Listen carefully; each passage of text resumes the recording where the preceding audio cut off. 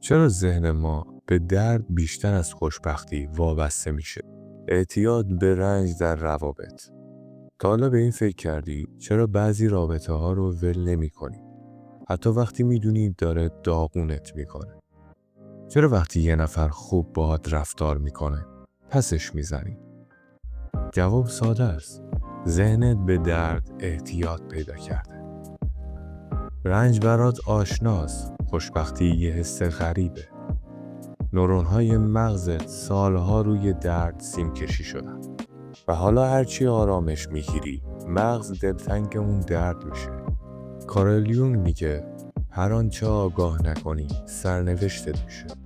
پس اگه به آدمی سمی جذب میشی مقصر تو نیستی، مغزته که دنبال حس آشنای رنجه. قدم اول اینو بفهمی. قدم دوم دوباره سیم کشی ذهنت رو عوض کنی.